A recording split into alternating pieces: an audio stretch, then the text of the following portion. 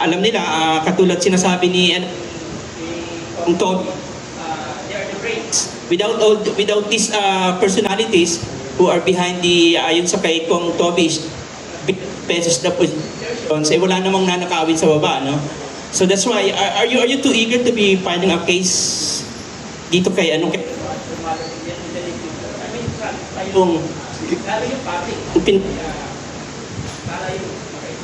Actually, baka nakakalimutan nyo na, noong November 21, nag-refer na kami ng charges, plunder, malversation, direct bribery, against former Speaker Martin Romualdez, Ombudsman, November 21. No, nag-refer na kami, no? At ngayon, yan ay ongoing na ang fact-finding niya.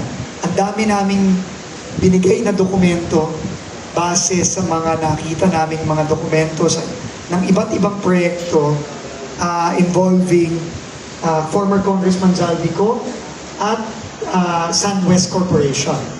Na para sa amin, na pinadagan namin at ginamit din namin yung testimony pati ni Master Sergeant Gutesa sa Blue Ribbon at pati ni Henry Alcantara at saka ni Robin Bernardo na refer namin lahat sa Ombudsman with recommended charges. Kasama si former Speaker Martin Romualdez at si former Congressman Zaldico. November 21.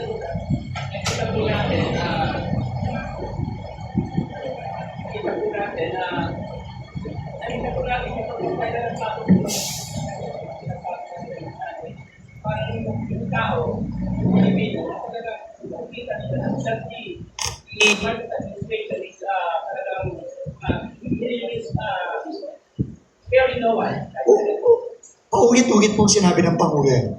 Simula nung talagang pinasabog niya ito ng SONA, sabi niya, wala tayong sisinuhin, wala tayong sasantuhin.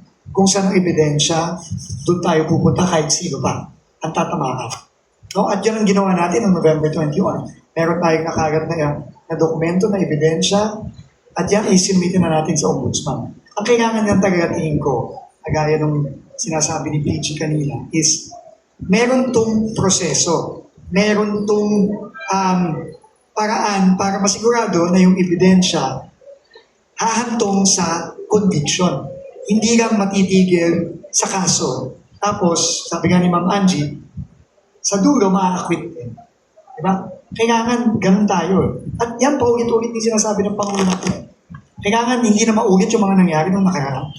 Na may kaso nga, pero na-acquit naman. Kasi nga, either kulang o mahina yung ebidensya. EGC. Yun yung binanggit nyo kanina, no? About yung finding ng cases. Hindi lamang po kasi yan nakaatas sa department, no? Nakaatas din po yan sa Office of the Ombudsman. Kaya ang ugnayan po namin ay tuloy-tuloy at kung ano pa yung kaso na iniimbestigahan namin, hindi na po yan ginagalaw ng Office of the Ombudsman. Kumbaga, their resources are better utilized investigating other cases. But how will they help? If they have evidence on the cases that we are investigating, binibigay nila sa amin. At gayon din naman kami. Kung halimbawa, merong kaso na isinampa ang DPWH or ang ICI sa Office of the Ombudsman, ang mangyayari niyan is, if we are made aware of that, at meron kaming holdings kung tawagin, meron tayong ebidensya based on the leads that we have, we pass it on to the Office of the Ombudsman para hindi ho there's two agencies doing the same investigation on the same personalities. Because there are just too many cases, there are just too many people who are involved. Pero yes, tama po kayo doon. It's malaking bagay kung maibsan po natin yung sakit, no? At hirap na nararanasan ng ating mga kababayan. Pero intindihin din po sana natin na ang gusto natin is hindi lamang magsampa ng kaso. Ang gusto natin, makita natin to hanggang dulo na yung mga taong inakusahan natin ay mananagot doon sa kanilang mga kasalanan. Good afternoon po. Monica po from BTEC Media. Para po kay Secretary Vince po, recently po nag-launch kayo ng transparency portal po, tama? And then at the same time po, nagkakaroon ng reshuffling ng personnel and officer po ng DPWH. Ask ko lang po, Sec Vince, is it part po ba ng transparency and at the same time po ng good governance po ng DPWH. Opo, definitely po. No? Alam nyo, kaya naman nagawa itong mga magakiyang pagnanakaw na to. Kasi they were all done in secret. Di ba? Magayo sa... Kunyari, doon na nga sa Bulacan. Kung may transparency, tingin mo kaya bang maglabas-pasok ng daang-daang milyong piso dun sa First District Bulacan Office? Na ganun kagakas ang loob ni Alcantara, ni Bryce, na maglatag ng 300 milyon sa mesa? Hindi, di ba? Kasi nga, alam nila, walang nakatingin eh. Alam nila, walang paraan yung mga tao na makita yung ginagawa nila. So, yun ang importansya ng Transparency Portal. Kaya kung maaalala nyo, ang Pangulo mismo ang nag-launch ng Transparency Portal. No? At ito talagang totoong Transparency Portal. Hindi talagang lahat ng dokumento ng lahat ng proyekto. Ang proyekto ng DPWH from 2016, aabutin niya ng 280,000 projects. Ongoing projects, mahigit 30,000. Lahat ng dokumento related to those projects, talagang sabi ni Pangulo, ilabas nyo yan. Kasi dapat malaman ng mga kababayan natin yan. Pero, in fact, yung portal ngayon, hindi pa yan perfect. We're still working with civil society, with the private sector to make it even more transparent. Kasi yun naman talaga dapat eh. Tsaka mas mahirap yun. Di ba, mas mahirap magnakaw kung meron nakatingin sa'yo at alam mo may nakatingin sa'yo. No? Doon naman sa reshuffling, kailangan, tingin ko, I don't know if, I think si Kong Toby will be very in agreement with this, na tama na yung panahon na ang mga tao sa mga iba't ibang ahensya, hindi lang DPWH, nakukuha nila yung posisyon nila dahil lang may padrino sila. Kasi yun ang problema, yun ang nangyayari dito eh. Di ba? Kapag ka ang isang district engineer or regional director, talagang ang kanyang posisyon dahil sa isang padrino, whether that's a mayor, a congressman, or whoever, governor, whoever. Diba? Then, syempre, yung relationship na yun, mahirap mong di ba? Mabuwag yung relationship na yun. Kasi syempre, tao lang naman tayo natin, may utang na loob tayo. No, pero dapat, ang mga opisyal, lalo na sa mga district at kaya talagang by merit, di ba? By performance. Di ba? Hindi lang dahil kilala mo si ganito, kilala mo si ganyan. Yun ang pinipilit natin gawin ngayon. Kasi parte din nung anti-corruption effort ni Pangulo is yung mga tao. Di ba? Kasi dyan naman nanggagaling eh. Di ba? Dyan, kunyari, sabihin nila. Di ba sinabi nila na sila Alcantara, sila Pakanan, yung sa Mindoro, lahat yan, mga tao lahat yan ni Robert Bernardo eh. And kung sino man yung mga backer ni Robert Bernardo. So, ibig sabihin, kung anong sasabihin nila, yun ang susundin ng mga tao yun. Di ba? So, yun ang kailangan natin baguhin din. Yun ang kailangan natin baguhin din. So, we will try our best to do that. Yes, so, totally agree ako doon. Dapat walang pagdirino yung mga appointments sa DP. No? Kaya yung district engineer sa Navo tas Malabon ngayon, dating district yung pinalit, nag-retire yung district engineer, kaya siya naging district engineer. So hindi siya galing sa labas ng pinasok, talagang siya yung next in rank.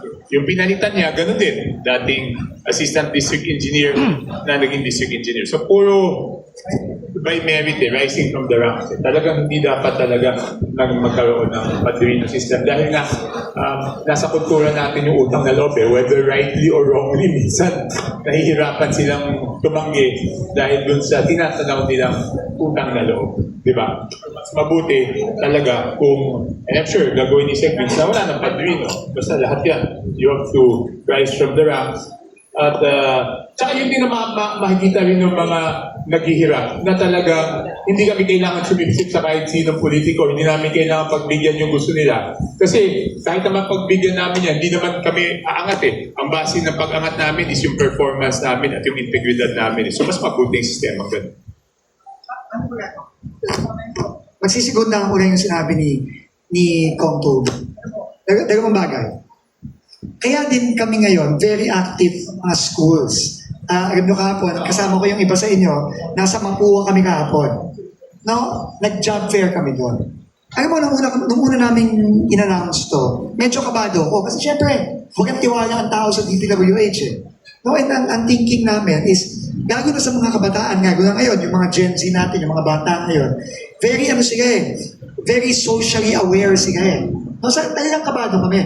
Kaya nga, very pleasantly surprised kami kahapon. We were only expecting siguro mga 100, 150 applicants. Alam mo, nagulat kami, almost 500 ang nag-apply in one day sa Mapua. Mapua pa lang yun. Kaya tuwan-tuwa kami. Nagpapasalamat ako sa mga kabataan ngayon na despite the lack of trust sa DPWH, naiintindihan nila na kung hindi sila sasama o hindi sila mag-volunteer o hindi sila mag-a-apply at makikisama sa solusyon, yan.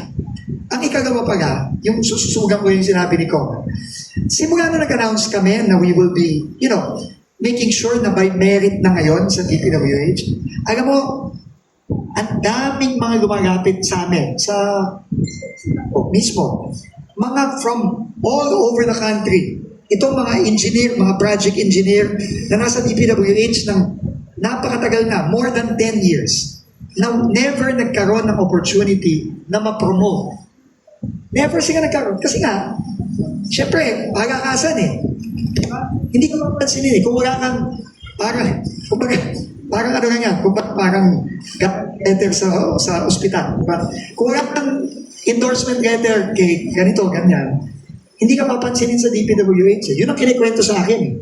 Nung mga tao mismo, I met many of them itong New Year eh. Alam mo, marami sa kanila naiiyak ha.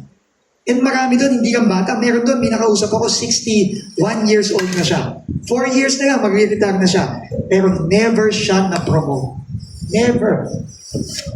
No, he comes from Sikihor.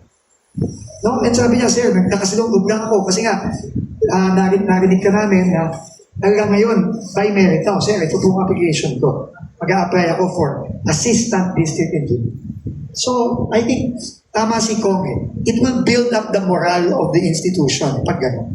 And napaka-importante yun. At yung mga taong yun, talagang you will trust them to really do the right thing and do a good job.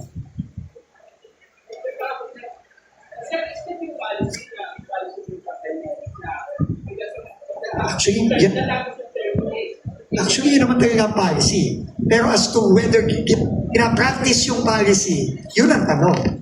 Di ba yun naman talaga ang policy sa gobyerno? Dapat by merit yan eh. May qualification yan eh. Di ba? May promotion exam yan eh. Pero, kasi, dekada na yung dumaan, hindi gano'n naman yan.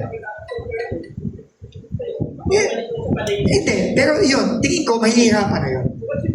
Mahihirapan na yun. The policy is there, but again, kailangan maging, kailangan mapanuri din yung mga kababayan natin. Hindi na papayaan. Kailangan they hold people to account. Pero kung policy, patagal ng policy, yan naman talaga policy. Kahit hindi kang DPWH, sa lahat ng ahensya, yan naman talaga.